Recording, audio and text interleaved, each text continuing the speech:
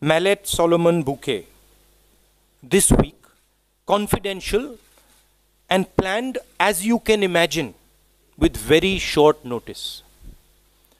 Told the defense minister of France that he intends to work with Airbus helicopters on commercial helos and then on defense.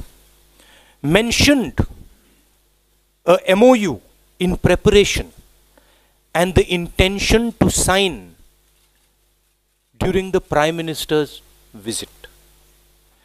Told him on our side we are checking the right way forward. There are other potential partners. Suggest we send him a short note about our position. The key word here, friends, mentioned a MOU in preparation and the intention to sign during the PM's visit.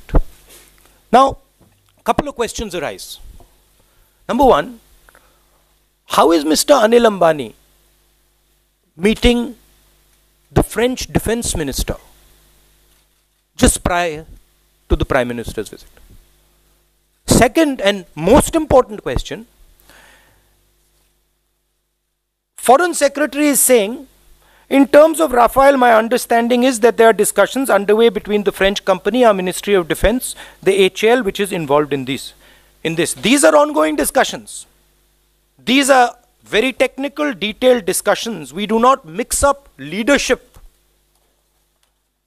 even in the security field.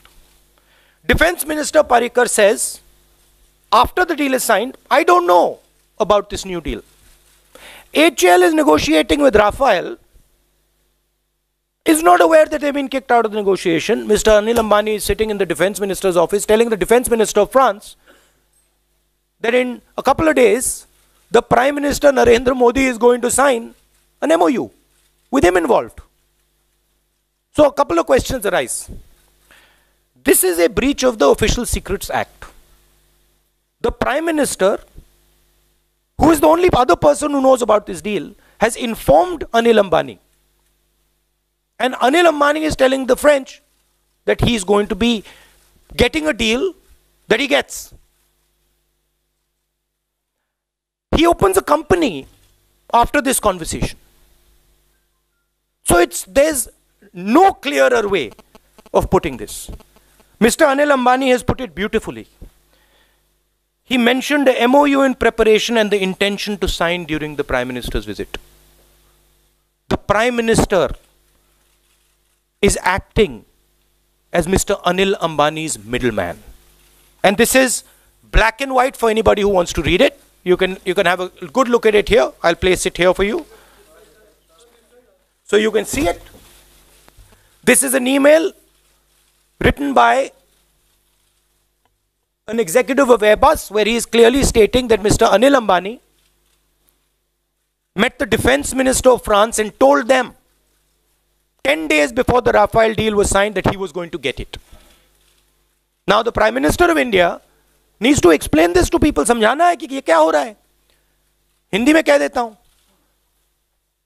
ये एक email है भाइयों और बहनों, युवाओं, जो Airbus company के एक एग्जीक्यूटिव ने लिखी है. उसमें उन्होंने लिखा है कि फ्रांस के डिफेंस मिनिस्टर के ऑफिस में अनिल अंबानी जी गए थे. उनकी उनसे मीटिंग हुई और अनिल अंबानी ने उस मीटिंग में साफ बोला कि जब नरेंद्र मोदी जी आएंगे फ्रांस तो एक एमओयू साइन होगा जिसमें अनिल अंबानी का नाम होगा. मतलब राफेल डील. हिंदुस्तान के रक्षा मंत्री को नहीं मालूम. पर्रिकर जी कहते हैं भैया मुझे तो नहीं मालूम. फॉरेन सेक्रेटरी को नहीं मालूम. वो कहते हैं मेरी समझ में डिस्कशंस चल रहे हैं फ्रेंच कंपनी और हमारी मिनिस्ट्री ऑफ डिफेंस के बीच में. HAL उनमें शामिल है. HAL को नहीं मालूम, मगर अनिल अंबानी को डील होने के 10 दिन पहले मालूम है कि डील होने वाली है. मतलब नरेंद्र मोदी जी अनिल अंबानी के मिडलमैन का काम कर रहे हैं. अब प्रधानमंत्री जी को बताना चाहिए कि अनिल अंबानी को इसके बारे में 10 दिन पहले कैसे पता लगा? किसने बताया? डिफेंस मिनिस्टर को नहीं मालूम था, फॉरेन सेक्रेटरी को नहीं मालूम, एचएल को नहीं मालूम, सिर्फ प्रधानमंत्री को मालूम। और इसमें एक नई चीज निकलती है, यह डिफेंस का मामला है, और अगर अनिल अंबानी को और प्रधानमंत्री को यह चीज मालूम तो प्रधानमंत्री is in violation of official secret act, criminal कार्रवाई शुरू हो जानी चाहिए उस बेसिस पे, भ्रष्टाचार के बेसिस पे नहीं, उसी बेसिस पे हो जानी चाहिए। तो प्रधानमंत्री को जवाब देना चाहिए कि ये क्या हो रहा है। आपके कोई सवाल हो तो पूछिए।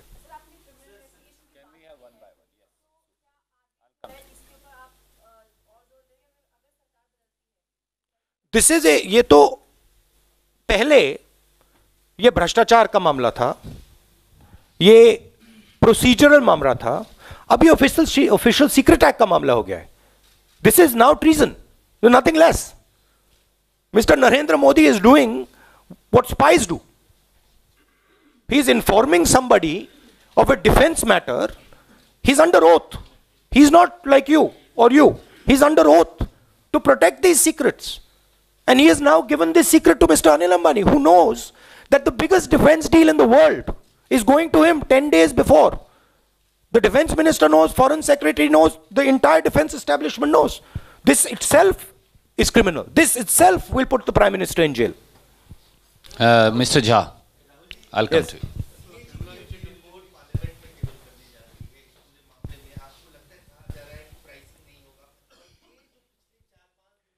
ये देखिए, ये पूरा कवर अप करने की कोशिश कर रहे हैं।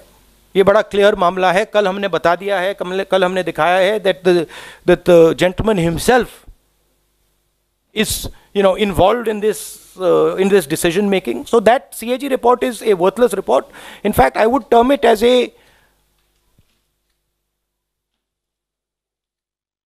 Chaukidar Auditor General report. That's how I would term it. It is Narendra Modi's report, written for the Chaukidar, on behalf of the Chaukidar, for the Chaukidar, by the Chaukidar. So I wouldn't call it the Comptroller and Auditor General, I call it the Chaukidar Auditor General report.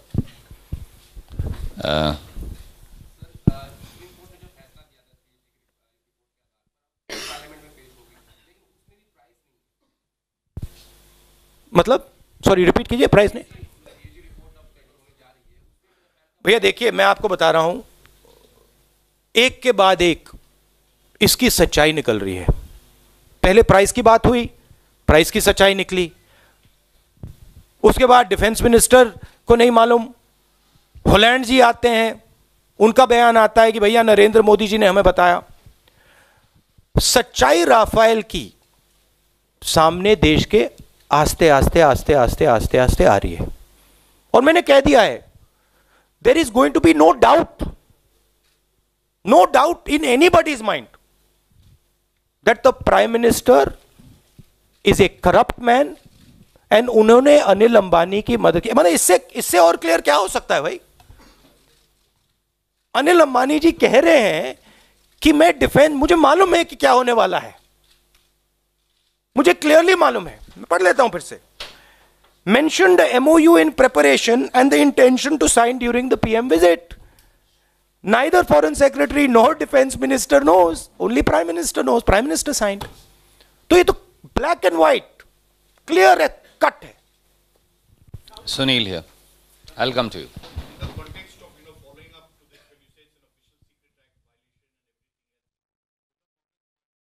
violation, what do you plan to do? Because well, now earlier there was one axis of corruption, second axis of procedural inconsistencies, procedural problems done by the Prime Minister. Now there's a third one. And frankly, this is the most serious. This is literally handing over a defense secret.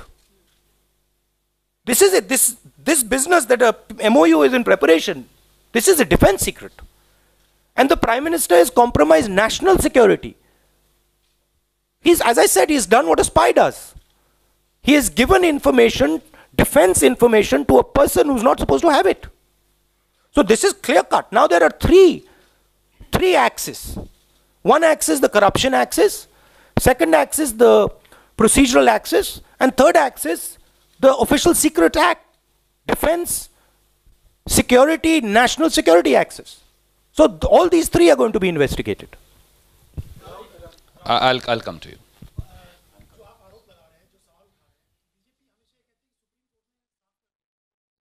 नहीं, supreme